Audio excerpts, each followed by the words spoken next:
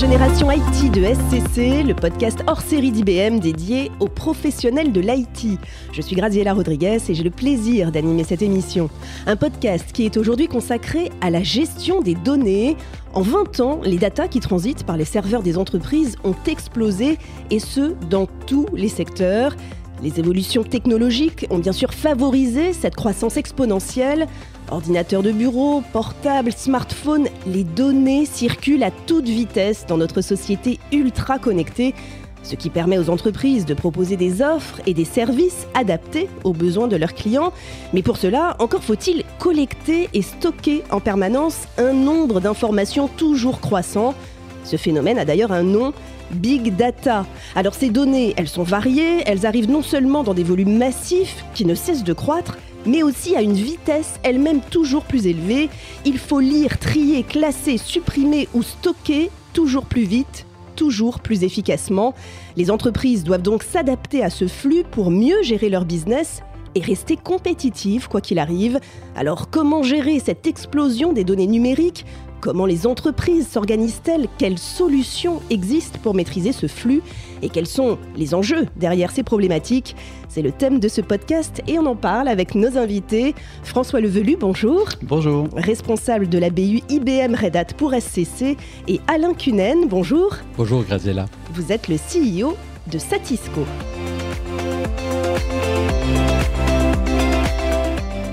François Levelu, je me tourne vers vous pour introduire cette thématique. Tout d'abord, à quoi se trouvent confrontées les entreprises exactement ? Alors vous l'avez dit Graziella, les entreprises sont confrontées à un afflux massif de données et finalement sont confrontées à deux enjeux.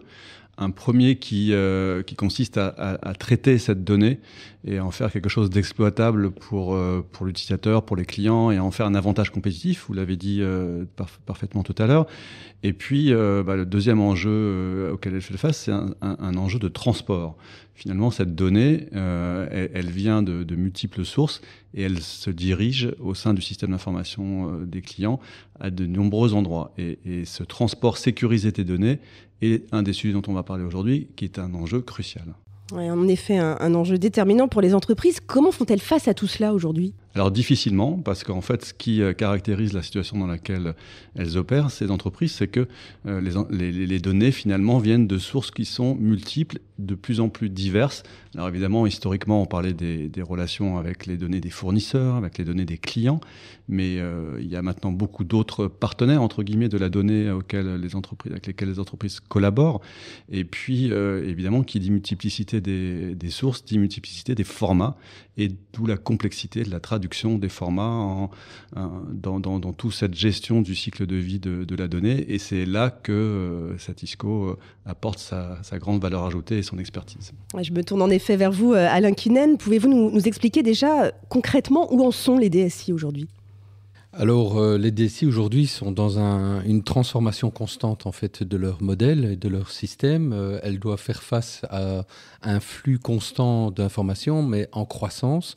On a des estimations aujourd'hui que le volume de transactions dans le monde, dans le business commercial, va être multiplié par 10 dans les 5 ans qui viennent. Donc on fait face à des transactions toujours plus grandes, toujours plus vite, toujours avec une vitesse de traitement qui doit être de plus en plus importante.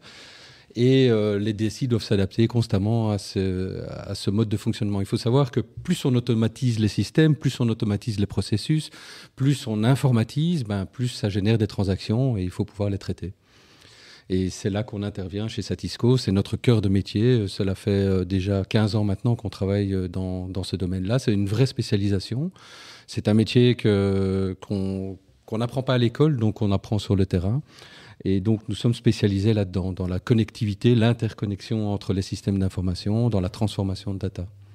Alors, c'est en effet la valeur ajoutée de Satisco. Vers quelles solutions les entreprises peuvent donc se tourner aujourd'hui ? Alors, il existe beaucoup de solutions. Il y a des solutions plus ou moins compliquées à mettre en place. Il y a simplement de la programmation de base, comme beaucoup d'entreprises font. Je vais presque dire malheureusement, parce que le système classique de programmation aujourd'hui fait que le delivery des applications est trop lent. Donc on doit s'adapter constamment. À peine on délivre un projet qu'il est déjà obsolète, il faut le maintenir, il faut le mettre à jour, il faut le changer. Donc nous sommes tournés vers d'autres technologies, notamment d'IBM, qui sont des technologies spécialisées dans cette matière-là et qui sont faites avec un très haut niveau d'adaptabilité, justement. Donc il vaut mieux utiliser des systèmes spécialisés dans ce domaine-là que de devoir chaque fois tout reprogrammer. Alors en effet, Cetisco propose notamment la solution IBM Sterling. Expliquez-nous, Alain Cunen, comment cette solution se démarque des autres. Alors Sterling, c'est une solution qui est éprouvée déjà depuis de nombreuses années, qui évolue aussi avec les nouvelles technologies. Donc Sterling, si vous voulez, connaît tous les protocoles de communication qui existent sur le marché, toutes les manières de s'interfacer avec des clients, avec des fournisseurs, avec les autorités, avec les standards qui existent sur le marché. Donc c'est vraiment un outil multi-source, multi-système, multi-protocole. Et quelle que soit la manière dont vous communiquez avec l'entreprise, Sterling est capable d'aller chercher de l'information, de recevoir de l'information, de mettre en place ce qu'on appelle des workflows, donc des flux de traitement de données. Donc, vous imaginez bien que dans une grande entreprise, la manière de communiquer avec l'entreprise est très variée. Ça peut être de la communication par Internet, du transfert de fichiers, des feuilles Excel, des mails, un accès direct à un système. Il y a de multiples sources, en fait, avec chaque fois des formats différents, chaque fois des protocoles différents.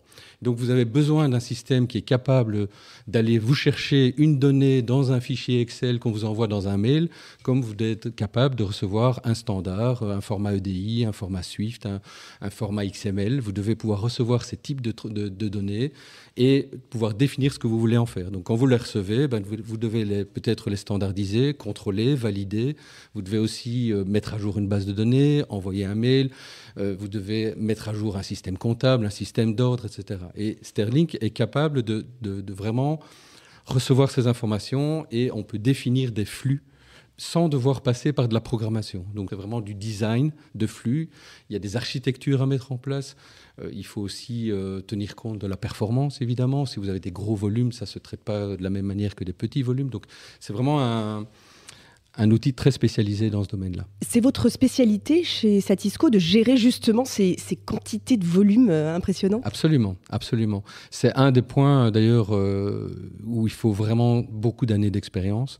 Parce que non seulement il faut traiter des gros volumes, mais il faut aussi prévoir les gros volumes qui sont en augmentation, comme je le disais là tantôt. Et donc, c'est une spécialisation de pouvoir faire la balance entre les traitements complexes et justement le volume pour pouvoir absorber ces volumes, justement. C'est notre spécialisation depuis de nombreuses années, effectivement, de pouvoir... je vous donne un titre d'exemple. On travaille avec une très grosse banque européenne où on traite 5 millions de transactions par jour. Il n'est pas question que les systèmes ralentissent, il n'est pas question que les systèmes perdent un message, il n'est pas question que ces systèmes soient en panne. Donc il faut des systèmes qui soient robustes, sur lesquels on peut compter dessus 24/7 et qui sont en permanence adaptables aussi aux variations de volumétrie. Parce qu'il y a les volumes, mais il y a aussi parfois des pics d'informations. Tout d'un coup, si vous faites un rebalancement de milliers de portefeuilles dans les positions de ces portefeuilles, ça génère des millions de transactions supplémentaires au volume normal. Et vos systèmes doivent être capables de s'adapter constamment à ce genre d'événements. Et j'imagine que la stabilité du produit, c'est évidemment crucial dans ce genre de contexte. Absolument. Nous, chez Cetisco, on a vraiment choisi des outils sur lesquels on peut compter. Donc, on travaille beaucoup avec Sterling, avec IBM Transformation Extender, avec MQ, avec des technologies qui sont stables. On ne peut pas se permettre, en tant que Cetisco, d'installer un système qui n'est pas opérationnel à 100%, quoi. Alors, ce qui est complexe, le plus souvent, c'est bien sûr de faire coïncider deux systèmes d'information ensemble, en interne, mais aussi avec les partenaires externes. Quel est le cœur de cette problématique pour Cetisco ? Alors justement, c'est là que notre métier est compliqué, parce que notre métier, c'est apprendre quels sont tous les outils qui existent dans l'entreprise, quels sont les protocoles qui existent sur le marché, Quel est le business qui est derrière? Donc, parce que c'est très important de connaître le métier. Quand vous véhiculez des ordres, par exemple des ordres de bourse, vous devez savoir ce que c'est un ordre de bourse. Quand vous transformez de la donnée, vous devez faire attention à comment vous la transformez. Donc il faut avoir une bonne connaissance métier, une bonne connaissance technique multiple. Il faut bien connaître l'architecture derrière tout ça. Et alors aussi les outils de transformation de données, justement, leur efficacité, comment les utiliser. C'est très très important. Donc c'est vraiment un apprentissage sur des années. Et comme je le disais, on n'apprend pas ces technologies-là à l'école, nous recrutons beaucoup de juniors aussi, que nous formons et qui deviennent experts au fil du temps parce qu'ils ont l'expérience chez plusieurs clients avec plusieurs technologies. Et donc, c'est vraiment notre cœur de métier, c'est celui-là, c'est l'expertise. La sécurité des échanges aussi, Alain Cunen, c'est primordial, j'imagine. Absolument, la sécurité. Alors, en termes de sécurité, il y a plusieurs aspects dans le volet sécurité. Il y a bien sûr la sécurité en tant que confidentialité, le fait de ne pas pouvoir accéder à l'information, elle doit être encryptée sur tout le chemin de parcours des informations. Ça, c'est un aspect de la sécurité, mais il y a aussi le fait de ne pas perdre une information, comme je l'expliquais, d'être certain de pouvoir monitorer tout ça. Il faut pouvoir réagir extrêmement rapidement. Si un processus est bloqué pour n'importe quelle raison, qu'il y a eu un problème, on doit pouvoir l'identifier très rapidement, intervenir très rapidement. Quand on fait de la volumétrie, on doit avoir à disposition des outils qui permettent de réagir extrêmement vite et de pouvoir identifier tout de suite la cause des problèmes. Et pour ça, effectivement, c'est encore une fois une spécialisation. Nous avons aussi développé nos propres outils qui permettent aussi de monitorer tout ça. Donc, on est vraiment concentré sur l'efficacité et l'optimisation des outils dans ce domaine-là. Alors, est-ce qu'éventuellement, vous pouvez nous donner quelques exemples concrets ? Par exemple, on travaille avec un grand distributeur, mais on travaille aussi avec une compagnie maritime qui transporte des millions de containers sur la mer. Imaginez cette compagnie qui travaille avec le monde entier, doit communiquer avec les bateaux, les mouvements des containers, avec les douanes, avec l'administration, avec ses clients, avec ses fournisseurs. Et tout ça, ça se fait avec différents protocoles de communication et souvent avec le standard EDI, qui est un standard utilisé beaucoup dans l'industrie. Et ça génère évidemment des millions de transactions constamment. Chaque fois qu'un container se déplace d'un endroit à l'autre, chaque fois qu'il sort d'un bateau pour aller sur un quai, par exemple, c'est un message qui part en centrale. Si vous avez un système qui tombe, tout est bloqué. Le bateau, il ne quitte pas le port. Vous imaginez les indemnités derrière, ce que ça coûte tout de suite des millions. Donc, dès qu'il y a un problème quelconque, on doit pouvoir agir extrêmement vite pour éviter ce genre d'événements. Donc, on doit avoir des systèmes sur lesquels on peut compter jour et nuit. Et voilà, c'est un métier qui est très intéressant parce qu'il est extrêmement varié, justement.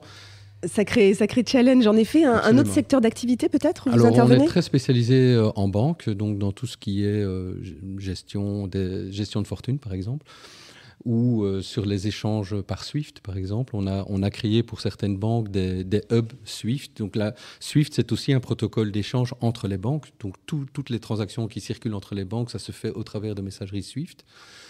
Quand vous recevez un message SWIFT, c'est un protocole qui existe depuis les années 70. Donc, il est structuré d'une certaine manière avec une complexité liée à son histoire. Et donc, on doit pouvoir décortiquer ces informations-là. On doit pouvoir lire les messages, se rendre compte c'est quoi le message, qu'est-ce que je dois en faire, comment je dois le transformer, qu'est-ce que je dois mettre à jour comme système d'information avec ça. Et tous ces flux de messages sont véhiculent via le réseau SWIFT, mais quand vous êtes dans l'entreprise, vous devez mettre à jour des systèmes de comptables, vos systèmes d'ordre, votre portefeuille client, etc. etc. Donc il y a aussi beaucoup de contrôle et de validation de données. Quand vous traitez des volumes d'informations comme ça sur des systèmes d'ordre, le moindre problème vous coûte évidemment très cher parce qu'un ordre qui ne passe pas en temps et en heure, c'est des claims, c'est des indemnités à payer. Donc les enjeux sont très importants derrière ces messageries-là. Alors, on évoquait tout à l'heure la solution IBM Sterling. Quelle est la différence et la complémentarité peut-être entre Sterling et TX ? Alors, Sterling, c'est un outil qui est, je vais dire, orienté vers l'extérieur. Comme je le disais, il connaît beaucoup de protocoles et il est fait pour communiquer vers l'extérieur et pour mettre en place des flux d'informations. ITX, c'est vraiment IBM Transformation Extender, c'est une extension de transformation, c'est vraiment un outil qui est spécialisé dans le traitement de la data. Donc vous pouvez avec ITX lire un fichier qui est un certain format, un fichier qui est très gros avec plusieurs gigas de données, et vous pouvez par exemple le transformer en messagerie, chaque transaction devient chaque ligne devient un message, par exemple XML on va dire, un protocole, un autre protocole. Et donc ITX va pouvoir aller à le langage. Là, dans ce cas-là, c'est vraiment un langage. C'est un langage de transformation de la donnée. Vous pouvez valider l'information, vous pouvez transcodifier l'information. Quand vous recevez un message d'une entreprise externe, il utilise ses propres codes. Vous avez des codes différents chez vous, donc il y a de la transcodification à faire. Vous recevez un ordre sur un portefeuille, vous devez valider que le portefeuille existe bien. Est-ce que le client est encore actif? Est-ce qu'il n'est pas bloqué pour X raisons? Est-ce que l'argent est sur son compte? Est-ce que ceci, est-ce que cela? Donc il y a plein de questions que vous devez résoudre avec un langage pour aller chercher l'information et valider vos informations. Et ça, ITX est spécialisé là-dedans. Il est en fait capable de traiter n'importe quel type de format sur le marché actuel, mais aussi les formats futurs. Il contient en lui-même un langage descriptif de format qui permet de s'adapter à n'importe quel format, même ceux qui n'existent pas encore aujourd'hui. On sera capable de le traiter avec ITX. Toujours un temps d'avance. Donc les deux solutions vont complètement de pair, finalement. Absolument, exactement. Et un des paramètres très importants dans ces solutions-là, c'est qu'il doit être adaptable. Aujourd'hui, on ne peut plus se permettre des projets qui durent des années. Avant de délivrer une application. Ça n'existe plus, ça. Aujourd'hui, on doit s'adapter au marché, on doit s'adapter à la demande, on doit s'adapter à ce qui arrive, aux nouveautés, aux nouvelles technologies, à l'innovation, à l'intelligence artificielle, à la data virtualisation, à la blockchain. On doit être capable de s'adapter très rapidement. Et ces outils-là, c'est vraiment leur caractéristique, c'est leur souplesse et leur adaptabilité. Nous arrivons à la fin de ce podcast. Peut-être quelques mots pour terminer sur les éléments clés à retenir pour maîtriser son flux de données. Je me tourne vers vous, François Levelu. Oui, alors Graziella, moi ce que j'ai retenu de cet échange, c'est que nous, SCC, nous aidons nos clients à avoir des infrastructures informatiques qui sont performantes. Mais à la fin, c'est un système d'information qui a besoin d'être performant et délivrer des impacts business. Et sans Satisco, sans Sterling et sans TX, il n'y a pas forcément ce niveau de performance dans certains cas. Et c'est pour ça que ce partenariat avec Satisco est extrêmement intéressant. Un mot peut-être aussi, Alain Kinen ? Oui, alors en conclusion, je dirais que notre métier est mal connu du grand public parce que comme je disais, on ne l'apprend pas à l'école, on n'en parle pas. On parle beaucoup du hardware, des réseaux, du software, des applications mobiles, de l'intelligence artificielle, etc. Donc nous sommes dans un métier qu'on appelle middleware, qui est au milieu de tout ça et qui est en fait fondamental dans les entreprises. On est vraiment au cœur des entreprises, entre les systèmes. Et voilà, c'est un métier de passion et j'invite vos auditeurs à prendre contact avec nous s'ils désirent travailler dans ce domaine-là. Message transmis, l'IT au service de la gestion des données pour des entreprises plus efficaces, plus souples, plus compétitives que jamais. Merci à vous deux, François Levelu, responsable de la BU IBM Red Hat pour SCC, et Alain Kinen, CEO de Satisco. Et puis merci à vous, auditeurs, de nous avoir écoutés et à très bientôt pour un prochain épisode de Génération IT de SCC, le podcast hors série d'IBM dédié aux professionnels de l'IT.